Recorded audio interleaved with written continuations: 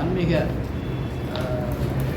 நல்லா ஓரளவுக்கு தெரிஞ்ச அளவுக்கு தான். எல்லாமே எல்லாருக்கும் தெரியாது, தெரிஞ்ச அளவுக்கு பண்ணுறோம். அதில் வந்து பார்த்திங்கன்னா இன்றைக்கி பார்க்குறது வந்து பார்த்திங்கன்னா அன்னமய கோஷம். அன்னமய கோஷம் அப்படின்னா சித்தர்கள் வந்து பார்த்திங்கன்னா இந்த உடம்பு. ஸோ ஒருத்தருக்கு வந்துட்டு சம்பளம் அவ்வளோ வரும் வச்சு, இது அவர் மனைவி, அம்மா, அப்பா, குழந்தைகள், நண்பர்கள் எல்லாம் வச்சு 1 லட்ச ரூபா சம்பளம், இது அவர். இது இல்லைன்னா மற்றது எல்லாமே பூஜ்யம்தான். அப்போ நம்ம உடம்பை எவ்வளவுக்கு எவ்வளவு நம்ம பாதுகாத்துக்கிறோமோ அவ்வளவுக்கு இந்த மானிட தேகத்தை நம்ம பாதுகாக்கணும். இறைவன் இந்த கொடுத்த ஒரு வாய்ப்பை நம்ம வந்துட்டு இந்த நேரத்திலே நான் இங்கே மீட்டிங்கில் சொல்லியிருக்கிறேன். 87 லட்சம் யோனி பிறப்பு எடுத்தால் தான் இந்த சரீரம் நமக்கு கிடைக்கும். இந்த சரீரம் நமக்கு கிடைக்கும். ஸோ அப்பேற்பட்ட சரீரத்தை மகான்கள், யோகிகள் ரொம்ப அருமையாக அவங்க வந்து பயன்படுத்திக்கிட்டாங்க. இந்த சிஸ்டத்தை, இந்த டூலை வந்து பார்த்திங்கன்னா இன்றைக்கி பாரத தேசத்தில் நார்த்துலேருந்து நீங்கள் கடைசி வரைக்கும் எடுத்தாலும் சரி, தெற்க வரைக்கும் எடுத்தாலும் சரி, அல்லது குஜராத்லேருந்து நீங்கள் பெங்காலி, கொல்கத்தா வரைக்கும் போனாலும் சரி, எல்லாருமே ஃபைனலாக என்ன வேண்டுறாங்க அப்படின்னு கேட்டிங்கன்னா முக்தி அடையணும். அது ஒன்றே ஒன்று தான் குறிக்கோள். இந்த பாரத தேசத்தில் எல்லாருமே வந்து எல்லா மகான்களும் சொல்லி வலியுறுத்தி சொன்னது வந்து பார்த்திங்கன்னா முக்தி அடையும். நாம் எல்லோரும் அந்த செயலுக்கு நாம் தயாராக இருக்கோமா, இல்லை அந்த செயலுக்கு நாம் எடுத்துகிட்டு போயிருக்கோமான்னா இல்லை. இப்போ உள்ள நவீன யுகத்தில் வந்து பார்த்திங்கன்னா ஏதேதோ என்னென்னமோ நம்மளுக்கு வந்து பார்த்திங்கன்னா மாயை அப்படின்னு ஒன்று சுற்றிக்கிட்டே நம்மள்ட்ட இருக்குது வந்து பார்த்திங்கன்னா. ஸோ இந்த மாயை அவங்க அன்னைக்கும் மாயை தான் சொன்னாங்க. மாயை இருக்க போய்த்து நாங்கள் அந்த மாயைன்னு சொல்லியிருக்கிறாங்க. ஏதோ ஒரு பொருள் இருக்க போய்த்து அந்த பொருளுக்கு அவங்க பேர் வைக்க முடியும். அந்த காலத்துலேயே மாயை இருந்திருக்கு, இல்லாமலாம் கிடையாது. இப்போ நம்ம சொல்கிறோம் இப்போ மாயன்னு சொல்கிறோம். இப்போ இருக்கிறது ஒரு மாயைன்னா அப்போ வேற ஒரு மாயை அங்கே இருந்தது, அவ்வளோதான். அப்போ அவங்க அதையும் கிராஸ் பண்ணி வந்திருக்கிறாங்க. அப்போ நம்மளுடைய சாலிய சமுதாயத்தில் வந்து பார்த்திங்கன்னா சற்றேறக்குறைய இப்போ ஒரு 3வது தலைமுறையாக தான் ஆயுஸ் ரொம்ப கம்மியாகிட்டு வருது. அதுக்கு முன்னாடி வாழ்ந்தவங்க எல்லாருமே வந்து பார்த்தீங்கன்னா 100 டச் பண்ணி தான் அவங்க போயிருக்கிறாங்க. 100 டச் பண்ணி தான் போயிருக்கிறாங்க. ஸோ அந்த அளவுக்கு நம்மளுடைய உடல் உழைப்பு இருந்துச்சு. உடல் உழைப்பு இருந்தது. நம்ம நல்ல நிம்மதியான ஒரு அமைதியான ஒரு வாழ்க்கையை நம்ம வந்து வாழ்ந்துட்டு வந்தோம். யாரையும் காப்பி பண்ணாமல் வாழ்ந்துட்டு வந்தோம். அதுதான் முக்கியம். அவங்க வாழ்க்கையை அவங்க வாழ்ந்தாங்க. நாம் இப்போ என்ன பண்ணிட்டு இருக்கோம்னா அடுத்தவங்க வாழ்க்கையை காப்பி பண்ணிட்டு நாம் வாழ ட்ரை பண்ணோம், அவ்வளோதான். வேறு ஒன்றுமே கிடையாது. அவர் ஒரு கார் வச்சுருக்காரு, நாம் 2 கார் வாங்கணும். ஸோ அப்படித்தான் நம்மளுடைய வாழ்க்கை தரம் வந்துட்டு இன்றைக்கி வந்து பார்த்திங்கன்னா நாம் உயர்த்திக்கிட்டு போகிறோமே ஒழிய நம்மளுடைய பேசிக்கான அந்த வாழ்க்கை தரத்தை நம்ம உயர்த்துறோம்னா அது இல்லவே இல்லை. அப்போ இந்த உடல் நல்லா ஆரோக்கியமாக இருக்கணும் சார். என்ன செய்யலாம்? நல்ல காலையில் ஒரு உலக்கு காப்பி, எந்திரிச்ச உடனே ஒரு உலக்கு காப்பி, அப்புறம் மதியம் 8 மணிக்கு சாம்பாரில் நீந்திர இட்லி, ஒரு 10 இட்லி. இந்த டின்னருக்கும் லஞ்சுக்கும் நடுவில், சரி பிரேக்ஃபாஸ்ட்டுக்கும் இப்போ லஞ்சுக்கும் நடுவில் ஒன்று கொடுத்துருக்காங்க, பிரஞ்சுன்னு கொடுத்துருக்குறாங்க.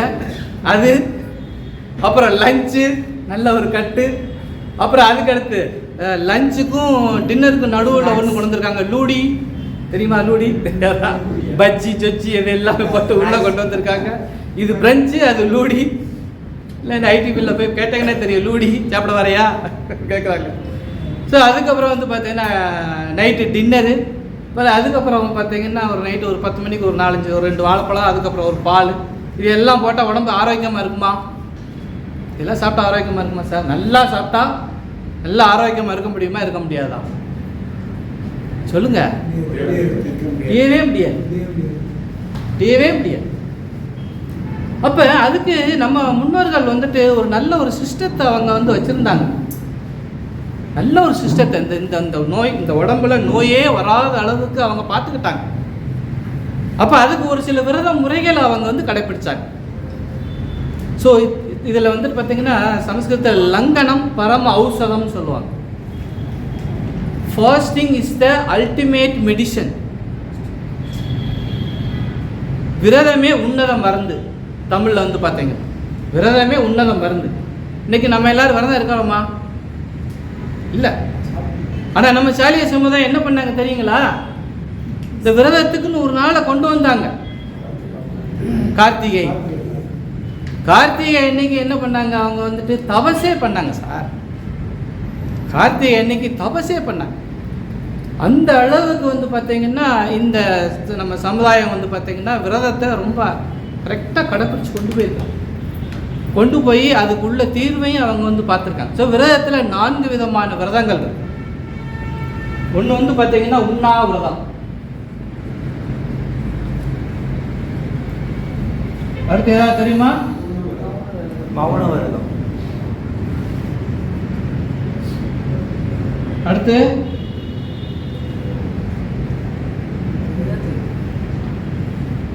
சுவாச பந்தனம் சொல்லுவாங்க. அது சுவாச விரதம் வச்சுக்கோங்க. சுவாச பந்தனம் சொல்லுவாங்க. சுவாசம். 4வது வந்து உடல் அசைவற்ற விரதம். இதை கடைப்பிடிச்சிருக்கிறாங்க. இது அவங்க கடைப்பிடிச்சிருக்கிறாங்க. உண்ணாவிரதம் இருந்திருக்கிறாங்க, மௌன விரதம் இருந்திருக்கிறாங்க, சுவாச விரதம் இருந்திருக்கிறாங்க, பெரியவங்க இருந்திருக்கிறாங்க. உடல் அசைவற்ற நிலை. உடல் அசைவற்றது. அன்னைக்கு நம்ம என்ன செய்வோம்? கறி நெய்ய மாட்டோம், தார் சுத்த மாட்டோம். உடம்புக்கு வேலையே அன்னைக்கு கிடையாது. கார்த்திகை அன்னைக்கு பார்த்தீங்கன்னா எல்லாம் லீவு. ஸோ அப்போ அவங்க அந்த விரதத்தை அவங்க கடைப்பிடிச்சிருக்கிறாங்களா? மௌன விரதத்தை கடைப்பிடிச்சிருக்கிறாங்களா? சஷ்டிக்கெல்லாம் மௌன விரதம் இருந்திருப்பாங்க, பார்த்துருக்கீங்களா? மௌன விரதம் கடைப்பிடிச்சிருக்கிறாங்க. சுவாச விரதமும் கடைப்பிடிச்சிருக்காங்க. பெரியவங்க வந்து பார்த்தீங்கன்னா அன்னைக்கு முழு மூச்சை மட்டும் சுவாசத்தை கவனிச்சுக்கிட்டே இருக்குது. புரிஞ்சுக்கணும். அதுவும் கடைப்பிடிச்சிருக்கிறாங்க. நமக்கு தெரிய வரல, அவ்வளோதான். அதுக்கப்புறம் பார்த்தீங்கன்னா உடல் அசைவற்ற நிலை. 4 ஸ்க்ரீனை கட்டி உட்காந்துருப்பாங்க, பார்த்துருக்கீங்களா? திருச்செந்தூர்லாம் பார்த்தீங்கன்னா 4 பக்கம் ஸ்க்ரீனை கட்டி நடுவில் உட்காந்துருப்பாங்க. மௌன விரதம் இருக்கிறவங்களாம் பார்த்தீங்கன்னா நம்ம ஆளுங்க எடுத்துருக்குறாங்க. அப்போ இந்த 4ம் சேர்ந்தது தான் தவம். இந்த 4 விரதங்களும் சேர்ந்தாதான் தவம். நம்ம முன்னோர்கள் தவம் இருந்து பெற்றிருக்காங்க சார். நம்மளை யோசிச்சு பாருங்க. நம்ம முன்னோர்கள் நம்மளை தவம் இருந்து பெற்றிருக்கிறாங்க. அதனால இன்னைக்கு நம்ம நல்ல நிலையில இருக்கிறோம். எல்லாரும் உயர்ந்த நிலையில இருக்கிறோம். கல்வியில உயர்ந்த நிலையில இருக்கிறோம், செல்வத்தில் உயர்ந்த நிலையில இருக்கிறோம். எல்லா நிலையிலையும் நம்ம பார்த்தீங்கன்னா நம்ம உயர்ந்த நிலையில இருக்கிறோம். அடுத்த சந்ததி இதுக்கு போகணுமா வேண்டாமா சொல்லுங்க? கண்டிப்பா போகணும். அடுத்த சந்ததிக்கு போகணும்னா அப்ப நாம என்ன செய்யணும்? இதை செய்யணுமா வேண்டாமா? நம்ம பிள்ளைகளுக்கு இதை சொல்லிக் கொடுக்கணுமா வேண்டாம்? இன்னைக்கு வந்து பார்த்தீங்கன்னா மலட்டுத்தன்மை அதிகமாக இருந்துகிட்டே இருக்கா? நம்ம இதுலேயே சொல்லு. அன்னைக்கு இருந்ததா இல்லை. இன்னைக்கு எத்தனை வியாதிகள் இந்த உடம்புல வந்து பார்த்தீங்கன்னா நமக்கு வந்து பார்த்தீங்கன்னா எத்தனை வியாதிகள் சார், சொல்ல முடியாத வியாதிகள். எதுக்கெடுத்தாலும் ஒரு டிக் பண்ணி கொடுத்துட்டே இருப்பார் டாக்டர். எல்லா டெஸ்ட்டும் எடுத்துட்டோம். அப்போ எல்லா டெஸ்ட்டும் எடுத்துட்டோம். அவருக்கே புரிய மாட்டேங்குது இது என்ன. அவர் என்ன செய்வார் பார்ப்போம். அவருக்கே புரிய மாட்டேங்குது என்ன வியாதின்னு கண்டுபிடிக்காத முடியாத அளவுக்கு நமக்கு இன்னைக்கு இருக்கு. ஸோ இந்த உண்ணாவிரதம் இருந்தால் என்ன சார் ஆகும் இந்த உடம்புல? இந்த உண்ணாவிரதம் இருந்தால் மிகப்பெரிய ஒரு சக்தி நமக்கு கிடைக்கும். முதல்ல தச வாயு, 10 வாயுக்கள் ஏற்கனவே சொல்லியிருக்கிறேன். பிராண, அபான, தான, சமான, விருகர, தேவதத்தன் வரைக்கும் நான் சொல்லியிருக்கிறேன். இந்த 10 வாயுக்கள் சரி செய்யப்படும். 5 ராஜ உறுப்புகள் சரியாகும். நேரமே மூளை சொல்லியிருக்கிறேன், இருதயம் சொல்லியிருக்கிறேன், கல்லீரல் சொல்லியிருக்கிறேன், அப்புறம் வந்து பார்த்தீங்கன்னா கிட்னி, மண்ணீரல், இது எல்லாமே சரியாகும். இந்த 5 ராஜ உறுப்புகள் தன்னை தானே இப்போ நம்ம ஞாயிற்றுக்கிழமை நம்ம இங்கே வந்துட்டோம். வீட்டில் இருந்தோம்னா என்ன பண்ணுவோம்? மூளை முடுக்குல உள்ள எல்லா தூசியும் தட்டிட்டு வந்துடுவோமா? இந்த கேன்சர் செல்லுக்கு சர்க்கரை தான் சார் அதுக்கு உணவு. நம்ம டெய்லி அன்றாட சாப்பிட்ற சர்க்கரை இருக்கு பார்த்தீங்களா, அதுதான் உணவு. ஆனால் அந்த உடம்பே ஒரு சர்க்கரையை சேர்த்து வச்சிருக்கும். புரிஞ்சுக்கங்க. டெய்லி யூஸ் பண்ணுற சர்க்கரையை போக இந்த உடம்பு ஒரு சர்க்கரையை சேர்த்து வச்சிருக்கோம். குளுக்கோஸ் ஒரு சர்க்கரையை சேர்த்து வச்சிருக்கோம், அந்த செல்களில் சேர்த்து வச்சிருக்கோம். அந்த உணவு கேன்சர் செல்லுக்கு எதிரி. புரிஞ்சுக்கங்க. நீங்கள் அன்னைக்கு பட்னியாக கிடந்தீங்கன்னா கேன்சர் செல்லுக்கு சாப்பிடாம செத்து போகும் சார். கேன்சரே சரியா இருக்கு. கேன்சர் இல்லை முதல் நம்ம இதில் வந்து பார்த்தீங்கன்னா கேன்சரே கிடையாது, டயபெட்டிஸ் கிடையாது, ரத்த அழுத்தம் கிடையாது, எதுவுமே எந்த ஒரு நோய் இல்லாமல் அவங்க வந்துட்டு வாழ்ந்துருக்குறாங்கன்னா யோசிச்சு பாருங்க. அப்போ எந்த அளவுக்கு இந்த உண்ணாவிரதம் வந்து பார்த்தீங்கன்னா இன்னைக்கு எந்த உண்ணாவிரதம் சொல்கிறாங்களா, பழச்சாறு குடிச்சுக்கிட்டோமான்னு கேட்குறான், இல்லை வேற ஏதாவது லிக்விடாக ஃபுட்டு ஏதாவது எடுத்துக்கலாம் அப்படின்னு. அது எதுவுமே எடுக்கூடாது, எதுவுமே எடுக்கூடாது. சார் இன்னைக்கு சக்கரை சக்தி எனக்கு இருக்கு, நான் உண்ணாவிரதம் இருக்கோம்னா 2 நாளைக்கு சாப்பாடு மாத்திரை நிப்பாட்டிடு. திருப்ப சொல்கிறேன், 2 நாளைக்கு முன்னாடி மாத்திரை நிப்பாட்டிருங்க. நாளைக்கு விரதமா நேற்று நைட்லேருந்து சக்கரை சத்து மாத்திரை நிப்பாட்டிருங்க. இன்னைக்கு சக்கரை சத்து போடாதீங்க, நாளைக்கு உண்ணாவிரதம் இருங்க. இன்னைக்கு நைட்டு வரைக்கும் சக்கரை சத்து மாத்திரை போட்டு நாளைக்கு நீங்கள் விரதம் இருந்தீங்கன்னா கண்டிப்பாக மயக்கம் போட்டு விழுந்துருவீங்க. புரிஞ்சுக்கங்க. ஸோ நீங்கள் விரதம் இருக்கிறீங்க அப்படின்னாலே நீங்கள் முன்னெச்சரிக்கை செய்யணும் பாடிக்கு. நாளைக்கு இல்லை நாளை கழிச்சு நான் உண்ணாவிரதம் இருக்க போறேன் அப்படிங்கிறத நான் ஏற்கனவே சொல்லியிருக்கிறேன். முன்னெச்சரிக்கையை விட்டுக்கணும். அவங்க காத்தியல் வரும் முறை எதிர்பார்த்துட்டு இருப்பாங்க. நான் அடுத்த வாரம் காத்தியலா, நாளைக்கு காத்தியலா, நாளான்னைக்கு காத்தியலா, கரெக்டாக எதிர்பார்த்துட்டு இருப்பாங்க. இன்னைக்கு நாளைக்கு காத்தியல இன்னைக்கு மாவாட்டுற சத்தம் எல்லா வீட்லையும் கேட்கும், கடக்கு கடக்கு கடக்கு கடக்குன்னு கேட்கும். அப்போ நம்ம தயாராகிடுவோம். அப்போ இந்த பாடி தயாராகிடும். ஸோ இந்த பாடியை நீங்கள் தயார் பண்ணாத வரைக்கும் வந்து பார்த்தீங்கன்னா அந்த உடம்புல ஒன்று செய்யுங்க. இந்த உடம்புல எத்தனை செல்கள் இருக்கிறதோ அவ்வளோ கவுண்டு பாக்டீரியா இருக்குது சார். கிருமிகள் உள்ள இருக்கு. கிருமிகள் இல்லாமல் இருக்குன்னு நினைக்கிறாங்க. குடிச்சதா கிருமிகள் போச்சுன்னு நினைக்கிறீங்களா? கிடையவே கிடையாது. அந்த கிருமிகளுக்கு என்ன சாப்பாட்டை நீங்கள் ரெகுலராக கொடுத்துட்டீங்க பார்த்தீங்களா, அதைத்தான் ரெகுலராக சாப்பிட்டு நீங்கள் இன்றைக்கி சாப்பிட்றத நிப்பாட்டிட்டீங்கன்னா குளுக்கோஸ் அதுக்கு போகாது. உடம்பு தனக்கு செல்லுக்கு தேவையான அதுக்குள்ள குளுக்கோஸை எடுத்து அது லைவாக இருக்கும், ஒன்றும் பிரச்சனை கிடையாது. அதெல்லாம் ஒன்றும் சாவாது, ஒரு செல்களோட சாவாது, நல்லா பிரிஸ்காயிடும். ஸோ நீங்கள் உண்ணாவிரதம் இருந்தீங்கன்னா ராஜ உறுப்புகளில் முதல்ல மூளை. இந்த மூளையில் உள்ள எல்லா செல்களும் நியூரான்ஸுகளும் புத்துணர்வு பெறும். மூளையில் உள்ள எல்லா நியூரான்ஸ்களும் புத்துணர்வு பெற்று இந்த மூளை மண்டையில் களிமண் இருக்கான்னு கேட்குறோம் பார்த்தீங்களா, அந்த களிமண் என்ன ஒரு லேயர், இந்த குளுக்கோஸ் லேயர். இங்கே தொண்ணாவும் சாப்பிட்டு கொழுப்பு அது எல்லாம் சேர்த்து அந்த லேயர் மூளை சாப்பிட்ரும். அந்த லேயர் மூளை அந்த களிமண் மூளை சாப்பிட்ரும். மூளை பிரிஸ்காயிடும். அதுக்கடுத்து அப்படியே வந்து பார்த்தீங்கன்னா கல்லீரல் மிகப்பெரிய ராஜ உறுப்பு, எல்லாருக்குமே தெரிஞ்சது தான். இந்த கல்லீரல் என்ன செய்யும்னா அங்கே இருக்கிற அந்த உள்ள எல்லா கழிவையும் வெளியே தள்ளி விட்டுரும். தன்னைத்தானே அதை சுத்தப்படுத்த நமக்கு வந்துட்டு அதிக நேரம் கொடுக்கணும். நம்ம டெய்லி 2 மணி நேரம் கொடுக்குறோம், 2 மணி நேரம் எடுத்துக்கணும். அது வந்துட்டு நைட்டு 2லேருந்து 4 மணி வரைக்கும் கல்லீரல் சுத்தப்படுத்துறதுக்கு எடுத்துக்கணும். ஆனால் நீங்கள் அன்றைக்கி விரதம் இருந்தீங்கன்னா அந்த நாள் முழுவதும் அது தன்னை சுத்தப்படுத்திக்கிட்டு உங்களை நல்லா வாழும். அதுக்கு அடுத்தபடியாக வந்து பார்த்தீங்கன்னா நுரையீரல் அன்வான்ட் தேவையில்லாத தண்ணி எல்லாமே வெளியேறும். நீங்கள் இன்றைக்கி விரதம் இருந்து பார்த்து பட்னியாக இருக்கும் மூச்சு எப்படி போகும்? சூடாக போகும். பட்னியாக இருக்கிறவங்கள்ட்ட பசியாக இருக்கிறவங்க மூச்சை கவனித்து பாருங்க, அதிக சூடாக இருக்கும். நீங்கள் அன்னைக்கு முழுவதும் நீங்கள் விரதம் இருக்கிறீங்க அப்படின்னா இந்த லங்ஸ் அதில் உள்ள அந்த சளி கோலை லொசுக்கு எல்லாத்தையுமே அடித்து வெளியேறுது. அது எவாப்ரேட் பண்ணி விட்டுரும்.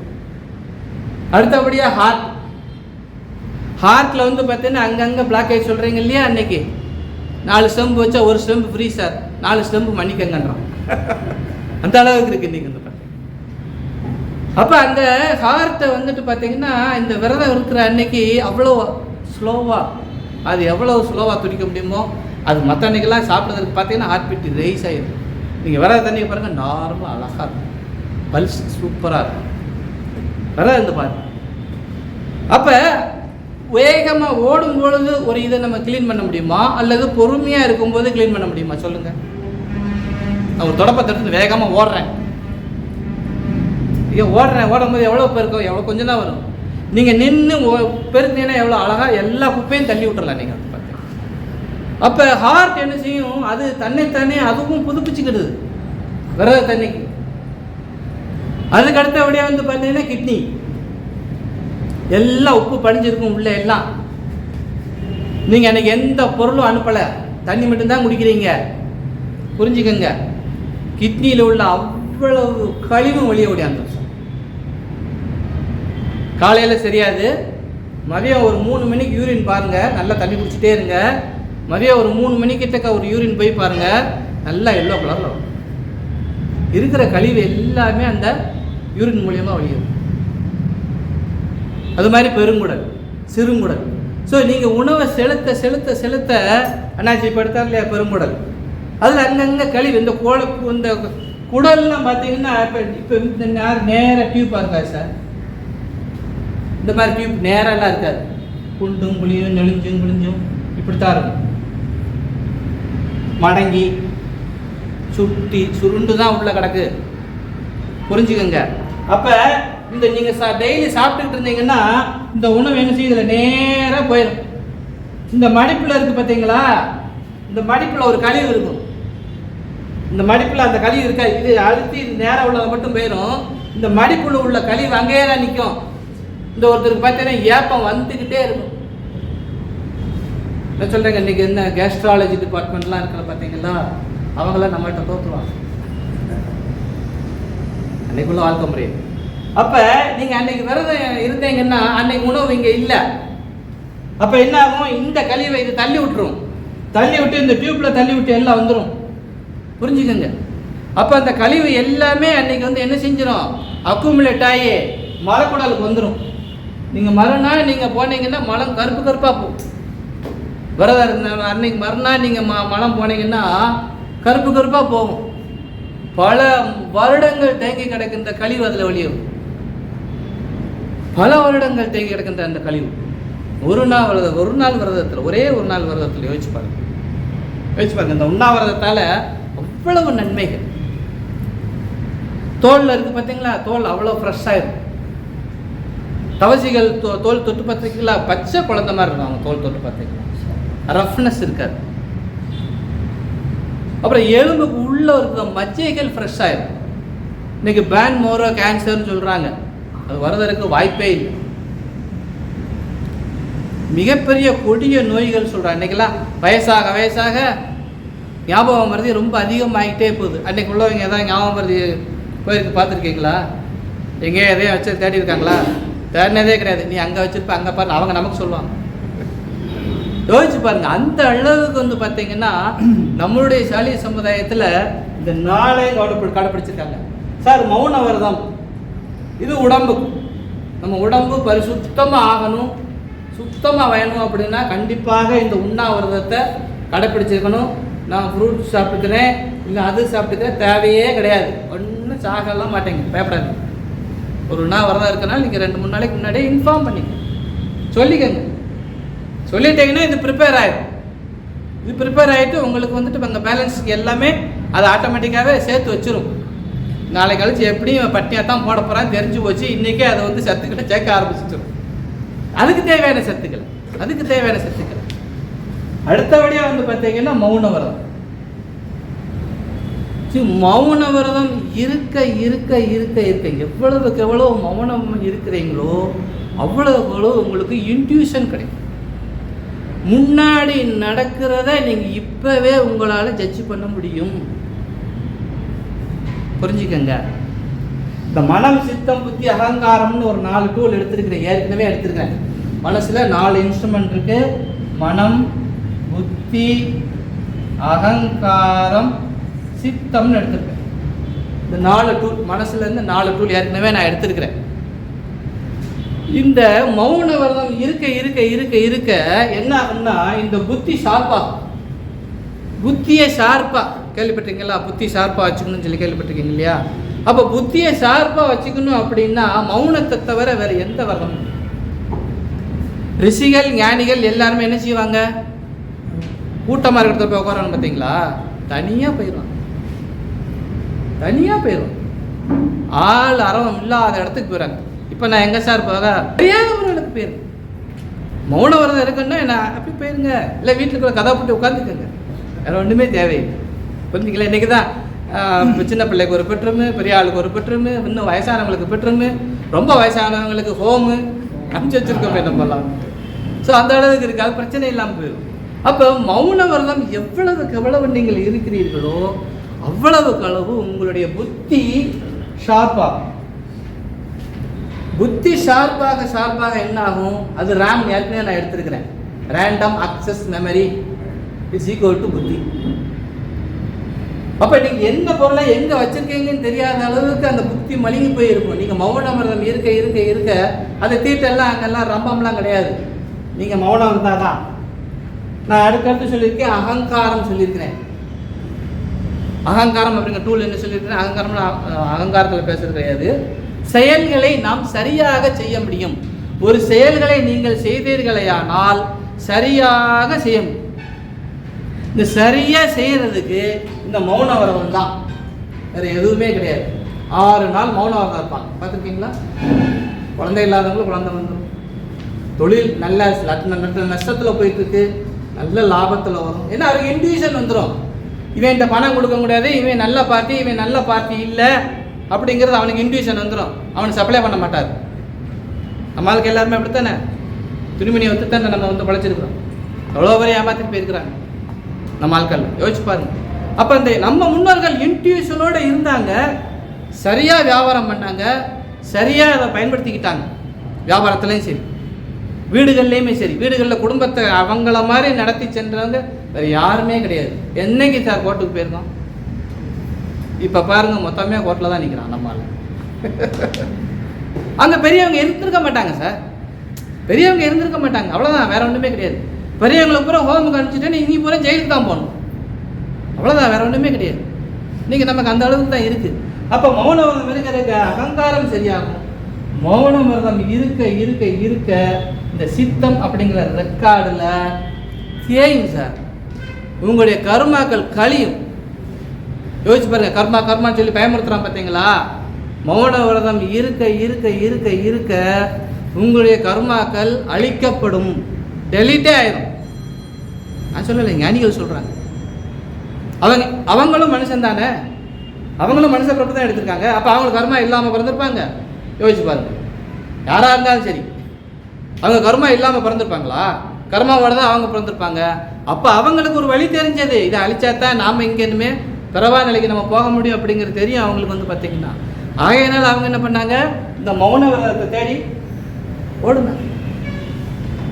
மாதம் ஒரு தடவை நீங்கள் இருக்கலாம், தினமெல்லாம் மௌனமாக இருக்க முடியாது. ஒரு சில வீட்டுக்கார இருக்க நேரமெல்லாம் அந்த ஆள் மௌனமாக தான் இருப்பார், அது வேறு விஷயம்.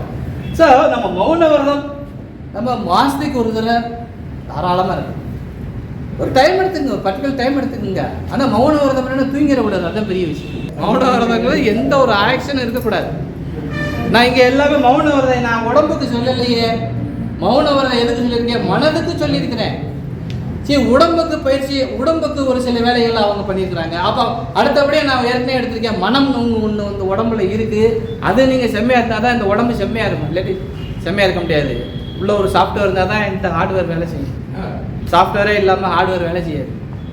அப்போ இந்த மனம் அப்படிங்கிறத நீங்கள் எவ்வளவு நீங்கள் புத்தியை இல்லை அந்த அகங்காரத்தை அல்லது சித்தத்தை நீங்கள் ப்ராப்பராக வைக்கிறதுக்கு இந்த மௌன விரதம் ரொம்ப முக்கியம். விழிப்பு நிலையில் இருக்கணும். நான் மௌன விரதம் சொல்லிட்டு பாட்டில் ஏசி ரூம் போட்டு தூங்கிடக்கூடாது. ஏன் விழிப்பு நிலையில் சரி கேட்டிருக்கீங்களா? எதுக்காக? ஏன் தூங்கக்கூடாது? ஏன் விழிப்பு நிலையில் இருக்கணும்னு சொல்லிடுறாங்க. ரெக்கார்டு எல்லாம் ஓடும். உங்கள் ரெக்கார்டெல்லாம் நீங்கள் தன்னைத்தானே புலம்ப ஆரம்பிச்சுடுவீங்க. 1 மணி நேரம் பேசாமல் இருப்பீங்க, 2 மணி நேரம் பேசாமல் இருப்பீங்க, 3 மணி நேரம் பேசாமல் இருப்பீங்க. 4வது மணி நேரத்தில் உங்களுக்கு ரெக்கார்டை ஓட ஆரம்பிச்சிடும். இந்த சஷ்டி விரதம் இருக்கிறவங்களாம் 1 நாள் பேசாமல் இருப்பாங்க, 2வது நாள் பேசாமல் இருப்பாங்க, 3வது நாள் பேசாமல், 4வது நாள் காலையில் அழுதுட்டு தான் உட்காந்துருப்பாங்க. நீ நிறைய வேலைக்கு பாருங்கள், அடுத்த 3 நாள் அழுது தான் உட்காந்துருப்பாங்க. யோசிச்சு பாருங்க. ஸோ உங்களுக்குள்ள அந்த உயிரில் உள்ள அந்த பதிவுகள் எல்லாமே வெளியே வந்துடும் சார். மௌன விரதம் இருக்க இந்த ஹார்ட் டிஸ்கில் உள்ள எல்லா ரெக்கார்டும் வெளியே வரும். அது எந்தெந்த ஜென்மத்தில் செஞ்ச கர்மாக்கள் எல்லாமே அந்த ரெக்கார்டில் வந்து ஓடி உங்களுக்கு ஒரு வருத்தத்தை வந்து கொடுக்கும். பாருங்கள், 6 நாள் இருந்து பாருங்க, மௌன விரதம் இருந்து பார்த்தா தான் தெரியும். அப்போ இந்த மௌன விரதத்தை அவங்க கடைப்பிடிச்சிருக்காங்க. அதுக்கப்புறம் வந்து பார்த்தீங்கன்னா சுவாச விரதம். ஞானிகள் எல்லாமே இந்த விரதத்தை அவங்க கடைப்பிடிச்சிருக்காங்க. அன்னைக்கு மௌன விரதமா, அன்னைக்கு உண்ணாவிரதமா, அன்னைக்கு அவங்க வேலையே சுவாசத்தை கவனிக்கிறது மட்டும்தான். நீங்கள் சுவாசத்தை எவ்வளவு உங்கள் கண்ட்ரோலில் கொண்டு வர்றீங்களோ, திரும்ப சொல்கிறேன், உங்களுடைய சுவாசத்தை எவ்வளவுக்கு எவ்வளவு நீங்கள் கண்ட்ரோலு கொண்டு வர்றீங்களோ உங்களுடைய ஆசாபாசங்கள் குறையும். இன்றைக்கி நம்ம இவர் என்ன சொல்லியிருக்கார், புத்தர் ஆசையே துன்பத்துக்காரர் சொல்லியிருக்காரு இல்லையா? நீங்கள் சுவாசம் குறைய குறைய குறைய உங்களுடைய ஆசாபாசங்கள் குறையும். சுவாசம் நீங்கள் கட்டுப்படுத்த கட்டுப்படுத்த கட்டுப்படுத்த அந்த ஆள் என்ன மாறும், என்ன போனா எளிய முறையில் வாழ்க்கை நடத்துவார். எளிய முறையில் வாழ்க்கை நடத்துறது ரொம்ப சாதாரண விஷயம் கிடையாது. என்னமோ துணியெல்லாம் தூக்கி போட்டுட்டு நான் பாட்டுக்கு போயிட்டேன், அது இப்போ எளிய வாழ்க்கை கிடையாது. அடுத்தவங்க வாழ்க்கையை பார்த்து போராமப்படுற மாதிரி இருக்கிற வாழ்க்கை பேர் தான் எளிய வாழ்க்கை. அது முதல் புரிஞ்சுக்கணும். மகான்கள் எல்லாம் ஏன் எளிமையை தேடி ஓடுனாங்க? எளிமையை தேடி ஓடினாதான் நீ சுவாசத்தை கட்டுப்படுத்த முடியும். புரிஞ்சுக்கங்க. நீங்கள் எளிமையில் போனால் தான் உங்களுடைய சுவாசம் உங்கள் வசம் வரும். இல்லாட்டி சுவாசம் வசம் வராது. நல்ல படமாக இருக்கிறீங்க, சுவாசம் வசப்படுமா சார்? வசப்படாது. ஏற ஏற ஏற ஏற இறங்கிட்டு இருக்கோம். அவள் வாங்கலாமா, இதை பார்க்கலாமா, அதை செய்யலாமா அப்படித்தான் மனம் போய்கிட்டே இருக்குமே ஒழிய உங்களுக்கு எளிமை எவ்வளவுக்களோ நீங்கள் கடைப்பிடிக்கிறீங்களோ. அதனால தான் என்ன பண்ணாங்க, ஐயப்பங்கள் விரதம் போகிறதுக்கு காவி உடை, தரையில் படுத்துக்கிறது, அந்த மாதிரியான வேலைகளை அவங்க பார்த்துக்கிட்டாங்க. நம்ம ஆளுங்களை என்ன பண்ணாங்க, அன்னைக்கு நடந்தே கோயில், பஸ்ஸு இருந்தாலும் நடந்தே கோயிலுக்கு போவாங்க. எங்கள் ஊரில் ராஜபாளையத்தில் குருசாமி கோயில் இருக்குது, சஞ்சீவி மலை இருக்குது. அவங்க குலதெய்வம் கோயிலுக்கு அன்றைக்கி வந்து போவாங்க, நடந்தே போவாங்க. இன்றைக்கி பாதயாத்திரை கழிச்சலிங்க கோயிலுக்குலாம் நடந்து போகிறவங்க ஒரு குரூப் தனியாகவே இருக்குது. நடந்தே அவங்க போகிறாங்க. எளிமை. ஏன் இன்றைக்கி பஸ்ஸு இல்லையா? இன்றைக்கி பழனி முருகன் கோயில் பாதயாத்திரை போகிறாங்களே, பாதயாத்திரை சார் அன்னைக்கு வேறு வழி கிடையாது, பாதயாத்திரை தான் போயாகணும். ஆனால் இன்றைக்கி பாதயாத்திரையே போகிறாங்க இல்லையா? ஏன் போகிறாங்க? எளிமையை நீங்கள் எவ்வளோ வர வச்சுக்கிறீங்களோ அவ்வளோ இறைவன் உங்களுக்கு துன்பத்தையே தரமாட்டான் சார். இறைவன் உங்களுக்கு துன்பத்தையே தரமாட்டான். மன நிம்மதி எதில் கிடைக்கும்னா எளிமையில் மட்டும்தான் கிடைக்கும், வேறு எதுலேயுமே கிடைக்காது. படமாக இருந்தால் மன நிம்மதி கிடைக்குமா? கிடைக்கவே கிடைக்காது. நல்லா நான் இப்போ பெரிய சட்டை போட்டு சூட்டு போட்டு போகிறேன், எனக்கு என்ன வரும்? அகங்காரம் வருமா, எளிமை வருமா? சொல்லுங்கள். அகங்காரம் வருமா, எளிமை வருமா? ஒரு தயவு வருமா? தயவு வராது. எளிமை இருக்கத்தான் தயவு வரும். எப்போ தயவு வருதோ அப்போ தான் உங்களுக்கு இன்பமும் வரும். அதை முதல் புரிஞ்சுக்குங்க. நீங்கள் மேற்கொண்டு போக போக போக போக உங்களுக்கு துன்பம் தான் வந்துக்கிட்டே இருக்கும். அடுத்த நிலைக்கு போய்கிட்டே இருப்பீங்க. காலேஜாக ஓப்பன் பண்ணார், ஹோட்டலாக ஓப்பன் பண்ணார், ஜல்லிக்கடையாக ஓப்பன் பண்ணார். படம் கூட கூட கூட கூட அந்த ஆள் தூங்குவார் நினச்சிருக்கிறீங்க. பல ஜவுளி கடையை ஓப்பன் பண்ண, பல ஹோட்டலில் ஓப்பன் பண்ணுவேன், இல்லை பல தொழில் நிறுவனங்கள் நடத்துகிறவன் தூங்குவான்னு பார்த்தீங்களா? தூக்கமே வராது. இந்த சுவாச விரதம் இருக்க இருக்க இருக்க இருக்க இருக்க உங்களுடைய இந்த மனம், புத்தி, சித்தி, அகங்காரமும் கண்ட்ரோல். மனம் எங்கே ஓடுகிறதோ அதுக்கு தகுந்த மாதிரி தான் சுவாசமும் ஓடும். ஏற்கனவே நான் எடுத்துருக்கேன். நீங்கள் வேகமாக ஓடுனீங்கன்னா மூச்சு வேற மாதிரி இருக்கும், சிரிச்சிங்கன்னா ஒரு மூச்சு வேற மாதிரி இருக்கும், கோபம் தான் ஒரு மூச்சு வேற மாதிரி இருக்கும். யோசிச்சு பாருங்க. உங்களுடைய எண்ண அலைகள் முழுவதும் கட்டுப்படணும்னா சுவாசம் வரும். அன்னைக்கு முழுவதுமாக அமைதியாக ஒரு இடத்துல உட்காந்து சுவாசத்தை மட்டும் கவனிச்சுக்கணும். எந்த பாருங்க, அன்னைக்கு உடம்புல ஒரு இது இல்லை, ஒரு கழிவும் இல்லை இல்லையா? அவையா சொல்லிப்பாங்க, குடலை கழுவி வாழ்னு சொல்லியிருக்கிறாங்க. குடலை என்ன செய்யணும்? கழுவி வாழுப்பா. அப்படித்தான் சொல்லியிருக்கிறாங்க. குடலை கழுவுனா எடுத்து கழுவா முடியும்? பட்னியாக போட்டேன்னா அதுவே அது தன்னை அதை கழுவிக்கிடும். கழுவி தன்னுடைய கழிவுகளை எல்லாம் வெளியேற்றி விட்டுரும். 10 வருஷம் இருக்கிறதால இன்னும் ஒரு 5 வருஷம் சேர்த்து இருக்க தப்பாயிடும். 5 வருஷம் எக்ஸ்ட்ரா தாராளமாக இருக்கலாம். அன்னைக்கு அப்படித்தான் அவங்க ஒவ்வொரு மாதமும் தன்னோட ஆயில கூட்டிக்கிட்டே போய்கிட்டு 100 வயசு வரைக்கும் போயிருந்தாங்க. 100 வயசு. இந்த உடம்புல வியாதிக்கு காரணம் என்னது? கிருமி. அப்படித்தானே சார்? உடம்புக்கு எதிரி எது? வயிறு தான் அவங்க எதிரின்னு சொல்லியிருக்கிறாங்க. நம்ம முன்னோர்கள் சொல்லியிருக்கிறாங்க. ஔவையாரும் இதைத்தான் பாடியிருக்காங்க. சும்மா கடனெல்லாம் கிடக்க மாட்டேங்க, 2 நாளைக்கு சேர்ந்து சாப்பாடை எடுத்து வச்சுக்கணும்னாலும் அதுவும் எடுத்து வச்சுக்க மாட்டேங்க, வயிறே உன் பாடு இருக்கே பெரிய பாடாக இருக்குது அப்படின்னு பாடியிருப்பான். வயிற்றை பற்றி பாடாத புலவர்களே கிடையாது. யோசிச்சு பாருங்க. பசித்து உண்ணுன்னு சொல்லியிருக்கிறாங்க. எல்லாருமே இந்த பசியை பற்றியோ இந்த பட்டினியை பற்றியோ இந்த விரதத்தை பற்றியோ பேசாத ஞானிகளும் இல்லை, பேசாத யோகிகளும் இல்லை, பேசாத மனுஷனும் இல்லை. இன்னைக்கு எல்லாரும் சொல்கிறோம் வயிறு உப்பிசமாக இருக்குது, அதாக இருக்குது, இதாக இருக்குது. இன்னைக்கு ஏகப்பட்ட பிரச்சனைகள். எதுக்கு? எல்லாம் நம்ம சாப்பிட்றது பூராமே விஷம். யோசிச்சு பாரு, சாப்பிட்றது பூராமே விஷமாக சாப்பிட்டா எப்படி இருக்கும்? அந்த வயிறு என்னத்துக்கு ஆகும்? உங்களுக்கு அங்கே உள்ள செல்கள் என்னத்துக்கு ஆகும்? சட்டியும் எண்ணெயும் ஒரே கலரில் இருக்குது. அதை வடை போட்டு கொடுக்குறேன், அதை ஒரு 5 வடை 6 வடை அமுக்குறோம் அதையும் போட்டு. யோசிச்சு பாருங்க, வீட்டில் வடைகள் பதார்த்தங்களும் சரியாக இருக்காது. சரியான டேஸ்ட் இருந்தான்னா அந்த மாதிரி தனியாக ஹோட்டல் வச்சு தனியாக புலப்பட எடுத்துக்கலாம். தரம் குறைவாக இருக்காது, தரம் நிறைவாக இருக்கும், ஆரோக்கியம் அதிகமாக இருக்கும் வீட்டில் உள்ள உணவுகள். அப்போ வெளியே உள்ள உணவுகளில் ரொம்ப மோசம், ரொம்ப மோசம். அதுக்கடுத்த வடிவம் பார்த்தீங்கன்னா உடல் அசைவற்ற விரதம். இந்த உடம்பு அசையாமல் ஒரு இடத்துல உட்காந்துக்கிறது. யோசிச்சுப்பார், இந்த உடம்பு அசையாமல் ஒரு இடத்துல உட்காந்துக்கணும். அசையாமல் உட்காந்துக்கணும்னா அப்போ நம்ம வந்துட்டு எங்கேயாவது மலை கோயிலுக்குலாம் போயணும். இல்லை சார், நீங்கள் வீட்டிலையே, அதாவது அசைவற்ற வேலை நீங்கள் ரெகுலராக பார்க்குற வேலையை பார்க்காதீங்க. செய்ய வேண்டிய வேலைகளை, எளிமையான வேலைகளை அவங்க பார்த்துக்கிட்டாங்க. அன்னைக்கு காத்தியில் அன்றைக்கி என்ன பண்ணாங்க? வேலை பார்க்காமலாம் இருக்க மாட்டாங்க. அன்றைக்கி சின்ன சின்ன அந்த தறியை துடைக்கிறது, மற்ற இதைகளை சரி பண்ணுறது, அந்த சின்ன சின்ன வேலைகள் எல்லாம், பஞ்சில் உள்ள இதெல்லாம் எடுத்துக்கிறது, தறியில் உள்ள எல்லாமே க்ளீன் பண்ணிக்கிறது. அவங்களும் க்ளீன் பண்ணிக்கிட்டாங்க, தன்னை சார்ந்த இடங்களையும் சுத்தப்படுத்திக்கிட்டாங்க. அவங்களும் ஆரோக்கியமாக 100 வயசு வரைக்கும் வாழ்ந்தாங்க. 100 வயசு வரைக்கும் வாழ்ந்தாங்க. இது அவங்களுக்கு யாராவது சொல்லிக் கொடுத்தாங்களா என்ன? யாராவது சொல்லிக் கொடுத்தாங்களா என்ன? சொல்லிக் கொடுக்கல. இது வாழ்வியல் முறை.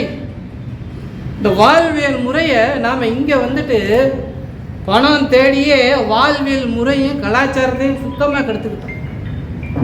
காத்தியல்ல இன்னைக்கு நான் சொன்னா தான் வீட்டுக்காரி காத்துக்குவோம், இன்னைக்கு காத்தியல்ல அப்படி இன்னைக்கு எதுவும் நான்வெஜ் எடுத்துடக்கூடாது. யோசிச்சு பாருங்க. அப்போ இன்னைக்கு எங்கள் ஊர்கள்லேயும் காத்தியெல்லாம் இல்லை. என்ன அங்கே விசைத்தறி வந்ததுக்கப்புறம் அது இல்லை. ஒரு சில கம்பெனிகள் விடுறாங்க காத்தியல் கண்ணே பார்த்தீங்கன்னா. ஒரு சில எக்ஸ்போர்ட்டர்ஸ் எல்லாம் இல்லை, எங்களுக்கு எக்ஸ்போர்ட்லாம் பாதிக்கும் சார், அது நாங்கள் விட முடியாது அப்படின்னு சொல்லி அன்றைக்கும் அவங்க தறி ஓட்டிக்கிட்டு இருக்கிறாங்க. அது நம்ம ஒன்றும் செய்ய முடியாது, ஏன்னா அவங்க இஷ்டம். ஆனால் நாம் என்ன செய்யணும்? ஒரு நாள் அவங்க விட்டுருங்க, நம்ம என்ன செய்யணும்? அட்லீஸ்ட் ஒரு நாள், மாதத்தில் ஒரு நாளைக்கு நீங்கள் இருக்க முடியாது. அப்போ இருந்தீங்கன்னா இந்த உடம்பு ஆரோக்கியமாயிடும். உடம்பு ஆரோக்கியமாக இங்கே மனசும் இங்கே ஆரோக்கியமாயிடும். சார், உடம்புல எங்கேயாவது வலி இருந்துகிட்டே இருக்கு, மன நிம்மதியாக இருக்குமா?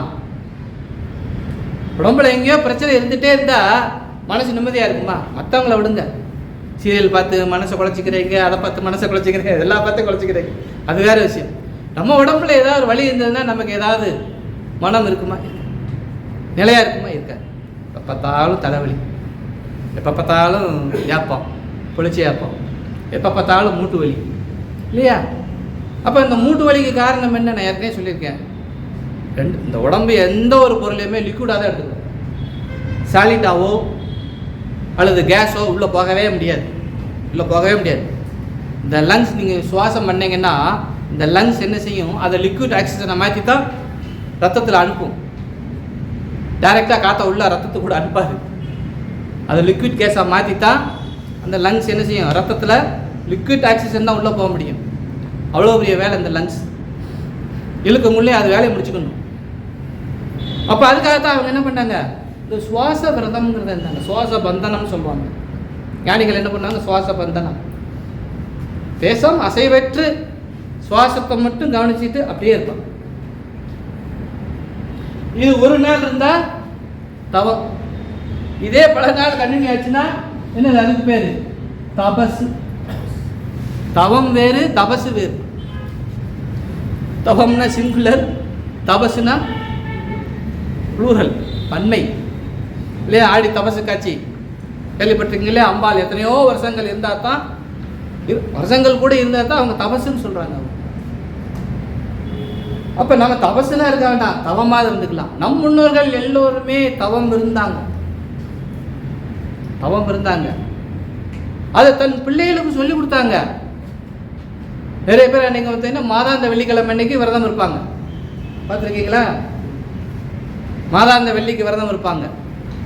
அன்னைக்கு முழுவதும் சாப்பிடாம இருந்துட்டு சாயங்காலம் பார்த்தீங்கன்னா வீடுகள் எல்லா பிள்ளைகள்லாம் ரொம்ப சந்தோஷமா இருக்கு. ஏழை போட்ட அன்னைக்கு சாப்பாடு.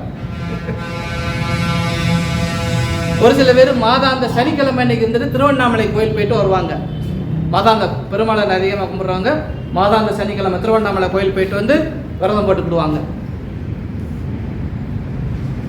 ஒரு சில பேர் கார்த்திகைக்கு, ஒரு சில பேர் பௌர்ணமிக்கு, மாரியம்மன் அந்த கோயிலெல்லாம் பார்த்தா நைட்டு 12 மணிக்கு சாப்பாடு போடுவாங்க, பிரசாதம் கொடுப்பாங்க. அது வரைக்கும் பட்னியாக கிடப்பாங்க. பட்னியாக இருந்து அன்னைக்கு அந்த விரதத்தை முடிப்பாங்க, அந்த கோயிலில் போய் முடிப்பாங்க. நமக்கு முக்கியமான ஒரு தெய்வம் வந்து பார்த்திங்கன்னா ஆறுபடை முருகன். முருகன்கள் இல்லை இருக்கிற எல்லா இடத்துலையும் நமக்கு வந்து மடம் இருக்குது. தைக்கெல்லாம் போயிட்டு நம்ம முன்னோர்கள் தானே வச்சுட்டு போனாங்க. அதை எதுக்கு அவங்க அந்த காலத்தில் கட்டி வச்சுட்டு போனாங்க? அந்த காலத்தில் ஆறுபடை முருகன்களையும் நம்ம ஆளுங்க வந்து மடத்தை கட்டி வச்சுட்டு போயிருக்காங்க சார். எது கட்டி வச்சுட்டு போனாங்க? சாப்பிட்டு தூங்குறதுக்கா? நான் எப்படி இந்த இடத்துல, ஏன்னா ஊருக்கு வெளியே போயிடுறாங்க. இந்த மாதிரி விரதங்கள் இருக்குன்னா நீங்கள் ஊருக்கு வெளியே போகணும்.